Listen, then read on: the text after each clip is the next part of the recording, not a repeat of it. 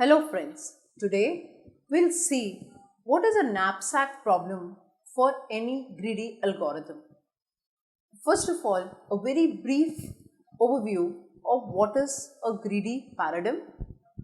The characteristics of greedy algorithm are: we make a sequence of choices depending on what leads us to the optimum solution.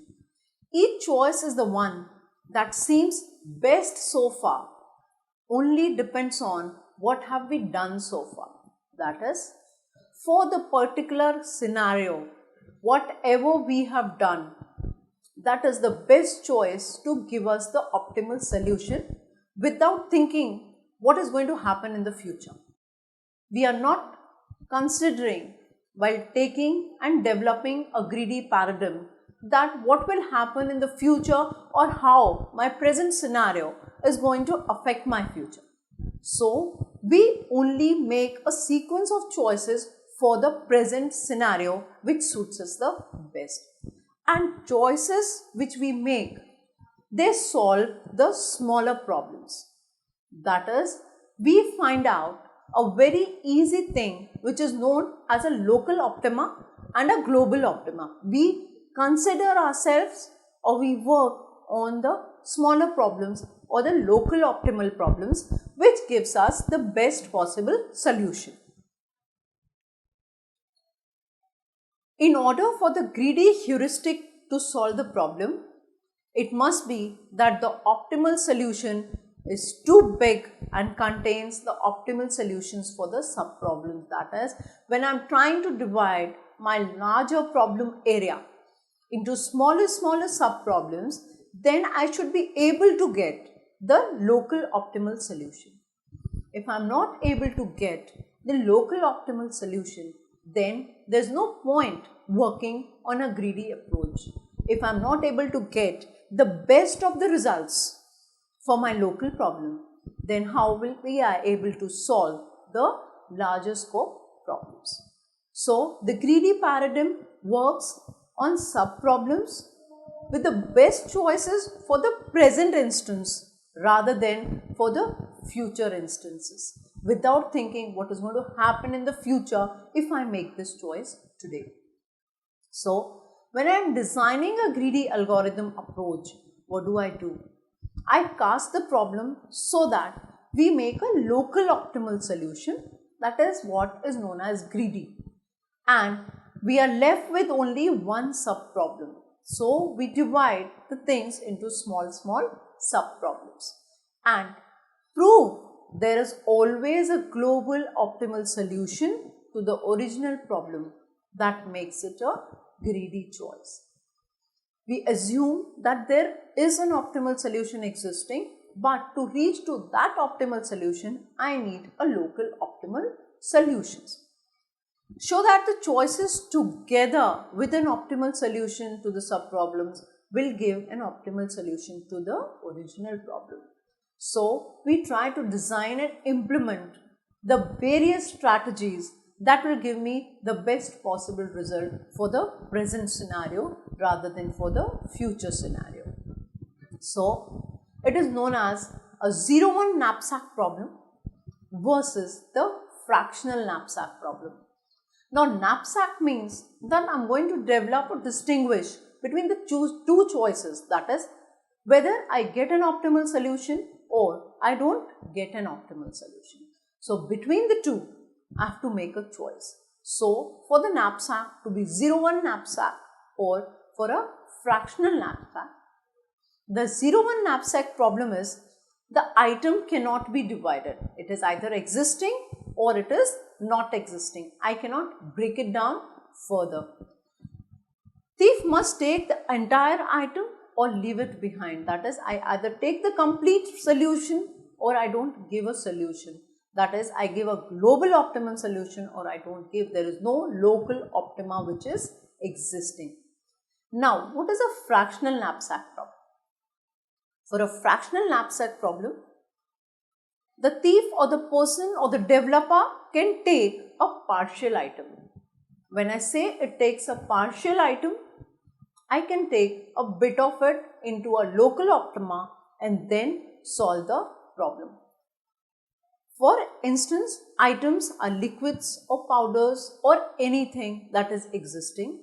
I can break down into small bits and take a bit and pieces of it. And for this, all the things are solvable in the greedy approach. Now, for the fractional part, as the name says, I can take small bits. I can have my global optima divided into local optima. Then only I can have a fractional knapsack. For a ZeroOne knapsack, it either exists or it does not exist. So, what we do, we take a greedy fractional knapsack algorithm. Sort the items in the decreasing value as per the given criteria. And while still there is a room, that is, there is a limit to my division, we do the following things. Consider the next item in the sorted list. Take as much as possible, all there is, or as this that much that can fit in my knapsack. Sack is nothing but a sack bag where I can dump in my elements. Or in a realistic world, a realistic area or a domain for which I need to solve that particular problem.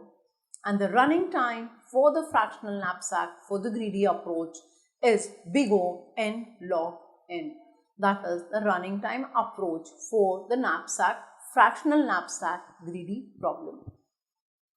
Now, given an object with each one with a weight W, a value V1 and a total capacity, that is the total weight that a sack can carry, is W. For each value, there will be a weight W, and in the end, for all the values and all the weights, we will be calculating and dumping it into a sack, which is known as the knapsack capacity. The problem is to pack the knapsack with these objects in order to maximize the total values of those objects which are packed without exceeding the knapsack capacity. It is something like, if my array has a size of 10, then I can dump in elements starting from 1 to 10, but I cannot exceed the size of my array capacity. In that array, A of 10 if I consider, then I can dump in integer A of 10, any integer value from -3 to 767 to +3 to 768, as that is what my integer can hold. And if my size is 10, then I cannot dump more than 10 elements. That is, my sack has a capacity of 10. So, for this knapsack problem, we can dump in as much as we want, but without exceeding the total capacity of capital W. Take an example. If xi denotes the fraction of an object I, that is, if there is an object I existing, then xi denotes a fraction of an object which is to be included in the knapsack. So, it is 0 less than equal to x of I less than equal to 1 for all the values of 1 which are existing from 1 to n. What is n? It is the size of my knapsack. The problem is to find all the values of xi, that is all the small local minimas and maximas I need to find out to give me an optimum solution such that they all lie and satisfy the following equation, that is the summation of 1 to n for all the weights of xi and wi, that is all the small weights which are less than or equal to the total capacity of my knapsack W, and summation of from all the 1 to n, that is the size of my knapsack, xi, vi, that is all the values, all the partial values of x that are taken from I, and it should be maximized. If you consider this equation, then you will find out that all the weights and all the values, when contributed, even if they are in bits and pieces into the fractional knapsack, they should not exceed the total capacity of my knapsack. That is, if my sack capacity is W, then always this equation will satisfy for less than or equal to W and not greater than W. we've seen that the weight of the knapsack will not be more than the total capacity of the knapsack. So, for any given n object, for each value of knapsack, it will be the total capacity W. The problem is to pack the knapsack and these values in order to maximize the total values of those objects packed without the knapsack capacity. And it is 0 less than equal to xi for less than equal to n, for 1 less than equal to I and less than equal to n. So, the total capacity does not exceed the total capacity. And we find the problem for each of these values of xi with the given equation, as it is a summation of the values of weights and their values without exceeding the total capacity.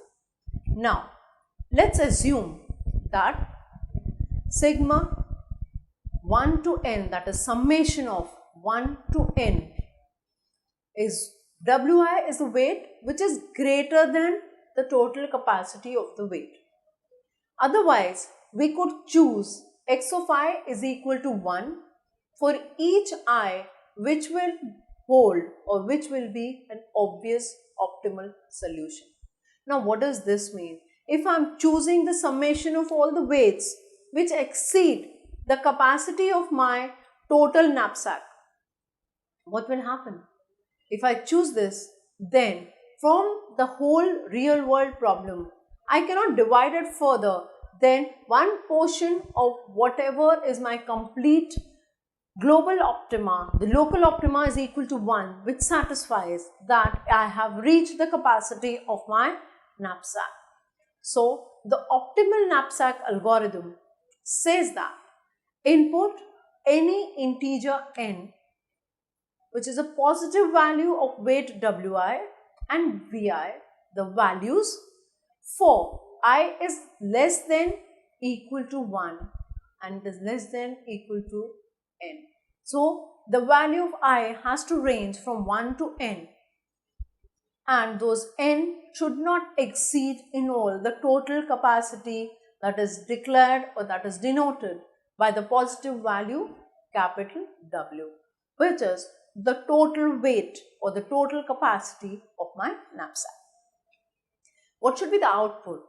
The output should be n values of xi. Now, what is xi? Xi was the small bits of local optimas that we were choosing from these global optimas, such that 0 less than equal to x of I less than equal to 1.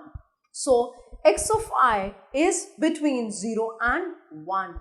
So, it becomes a local optimal solution. If you consider this, it is I am taking a fractional knapsack but also working on a ZeroOne knapsack, so that I can simplify and justify that it exists, either it exists or it does not exist.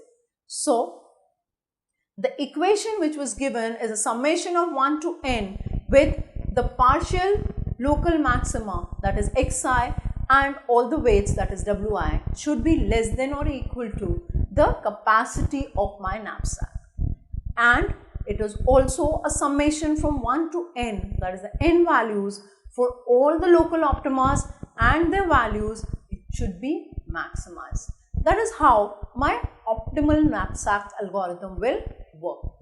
And this algorithm has a complexity of n log n big O. So, this is how my knapsack solution is going to work.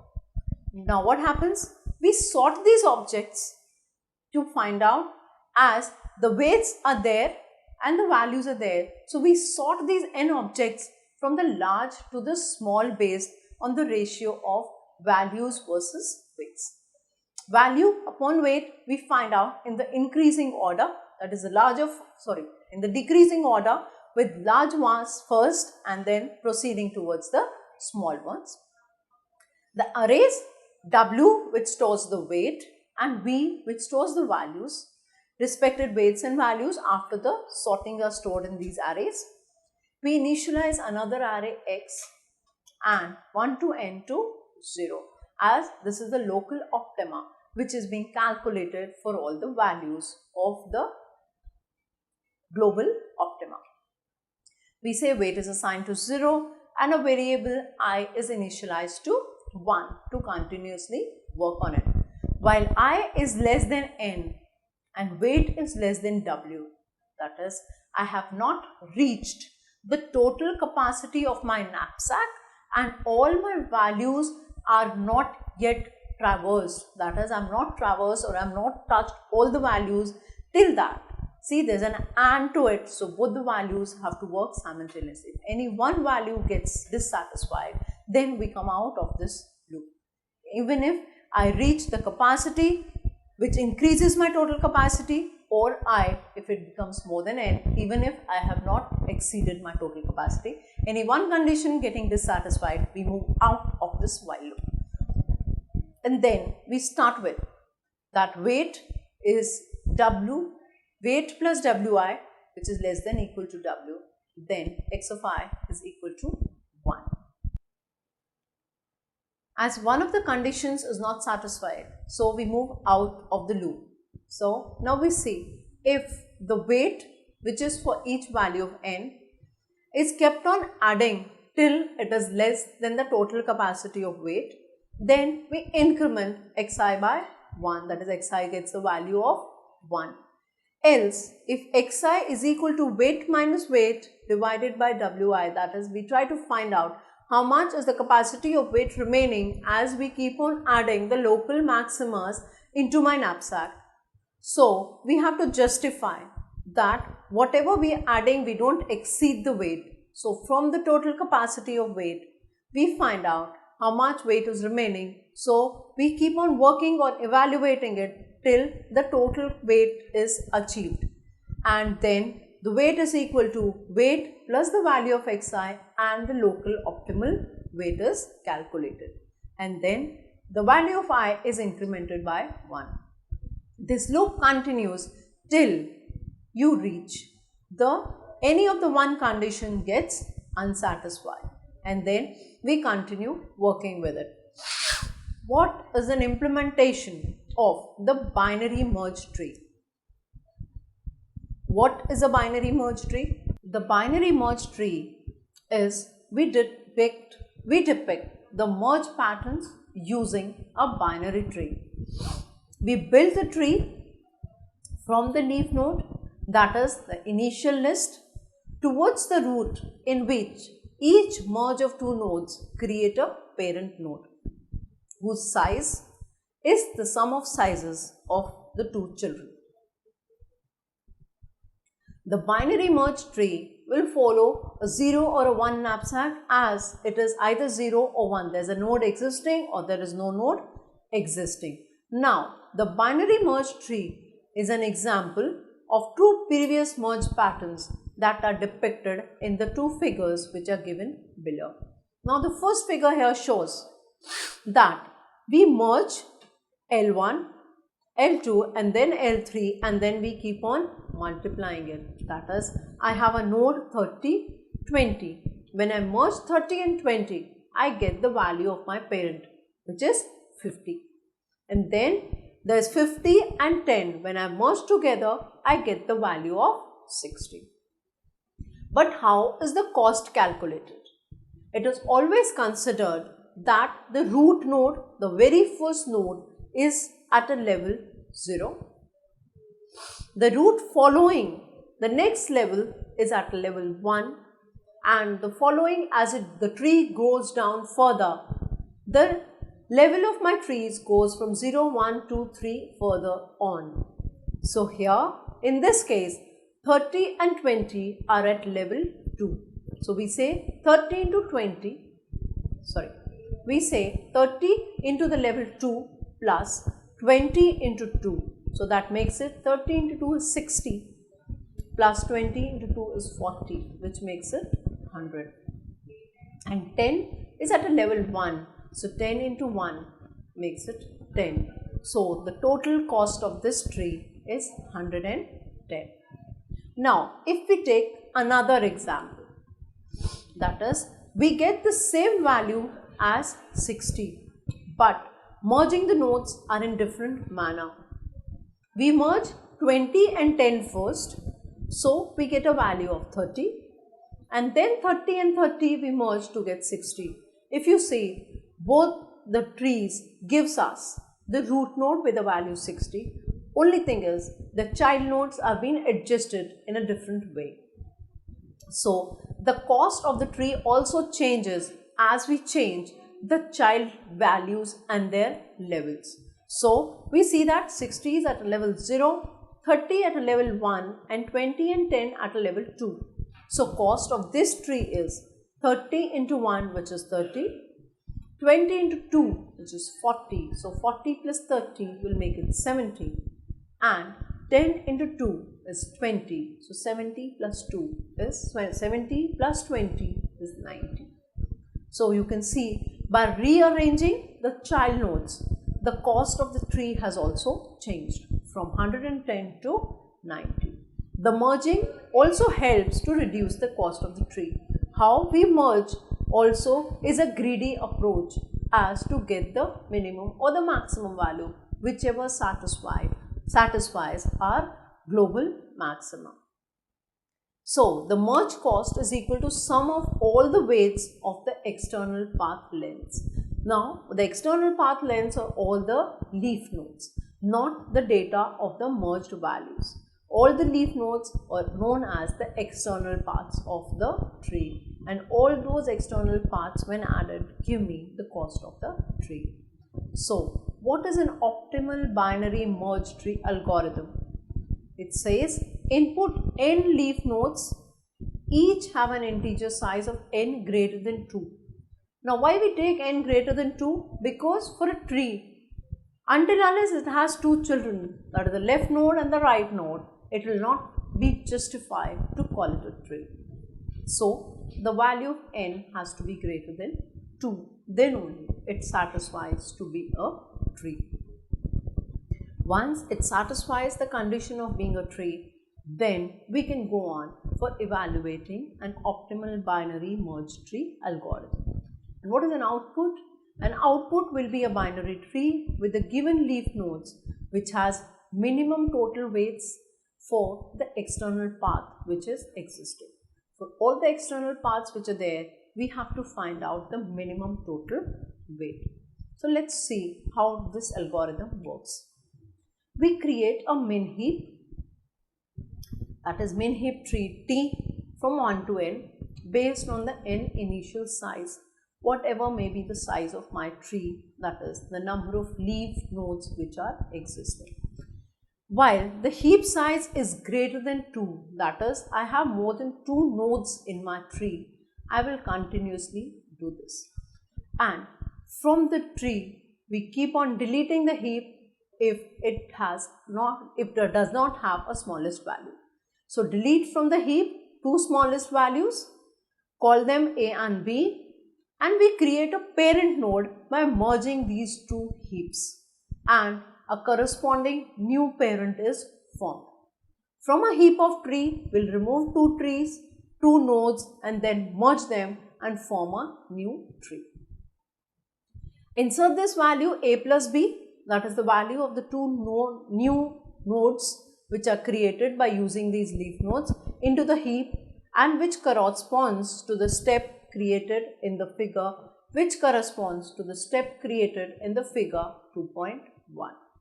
So this is how the heap will be created by choosing the 2 values.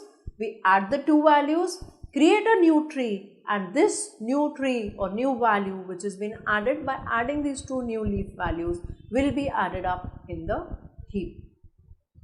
When the algorithm terminates, there is a single value left in the heap whose corresponding node is the root node of the optimal binary merge tree.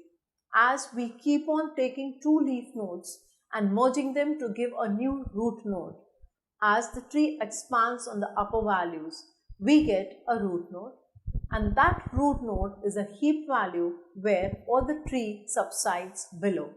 The algorithm's time space complexity, the time complexity for building this tree, the binary merge tree, is big O n log n, because Step 1, that is when I am developing a heap, takes big O n times, that is the number of nodes which are there.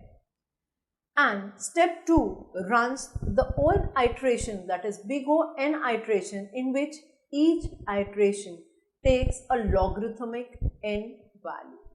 As it increases, why we say it increases in the logarithmic value? Because every time I add 2 nodes, it gives me a newer heap value which is added to my heap stack. So it increases with a logarithmic n value. So let's take an example of it. Let's start. If I have initial 5 leaf nodes, that is 5 nodes, the size is 5. 2, 3, 5, 7 and 9. How do I find or how do I form a binary merge tree for this particular 5 values of my leaf nodes? The first thing that I do is we take the first 2 values, 2 plus 3, and we join them, we merge them into a tree and we get a value of 5. That is known as my iteration 1. So in my iteration 1, I have taken merge 2 and 3, it gives me 5. Now in my next iteration, what I do? For this particular tree, I take the second value 5 and merge it with 5. So it gives me 5 plus 5, which is 10. So iteration 2 gives me the parent node with a value of 10. Now iteration 3, what I do? We leave the 10 as it is and we join 7 and 9 together, chosen among 7, 9 and 10, and then it adds up into 16. 7, 9 and 10, as 10 was my root node prior. So rather than adding 7 to 10, we join 7 and 9, which are the minimum values in the leaf. So 7 and 9 are added together and we get a value of 16. As we have to choose from the 3 values 7, 9 and 10, we could have also chosen 10 and added up 7 to it, but the minimum values have to be chosen. So 7 and 9 are taken as A and B joined together to give a value of 16, that is iteration 3.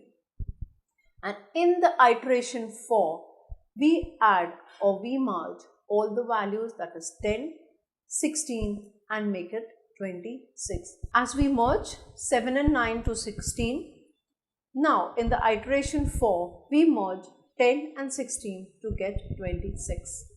So you see here how a binary merge tree is formed from the 5 leaf node values which were given as 2, 3, 5, 7 and 9.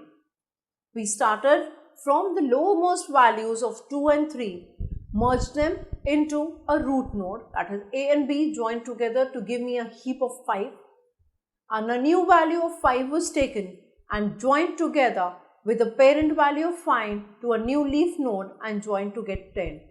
As the values are 10, 7 and 9, we choose the minimum values from the heap of a tree. So 7 and 9 were chosen and taken as a right part of the tree. As we are working on a binary merge tree, so it has to have a balanced binary tree. That is the reason 7 and 9 were considered and not 10 and 7.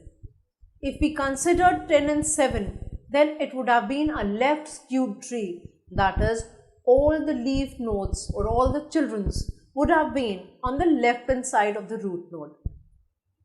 The binary tree usually works with a balanced binary tree of the left child values and the right child values. So we had to consider 7 and 9 as the minimum values from 7, 9 and 10. So 7 and 9 taken as A and B were merged from that heap to give us a new value of 16. And as we form a balanced binary tree, 10 and 16 were finally merged to give us 26. So this is how the 5 values created a binary merged tree to give us the optimal solution. So what is the total cost? The total cost of the tree, as we said, 26 starts at 0, that being my root node. 10 and 16 are at level 1. 5, which is created as a parent node by merging 2 and 3, 5, 7 and 9 at level 2 and 2 and 3 at level 3. We have to take the external path of the tree to calculate the cost of the tree and not the parent values. So, the values which are considered to calculate the cost of the tree are 2, 3, 5, 7 and 9. 2 and 3 are at level 3. So, we say 2 into 3 plus 3 into 3, which makes it 6 plus 9. And then 5 is at a level 2, 7 is at a level 2 and 9 is at a level 2. After calculating together, that is 6 plus 9 plus 10 plus 14 plus 18 gives us a value of 57. So, the total cost of my binary merge tree in this scenario is 57. And as we said, it increases with the value of n log n as the number of leaf node it has. They increase with a logarithmic rise as every time we join two nodes together, it gives me a new value to my heap. The number of values which are there, they keep on creating the heap with a logarithmic rise. So, this is an example of a greedy approach for the binary merge tree. Thank you.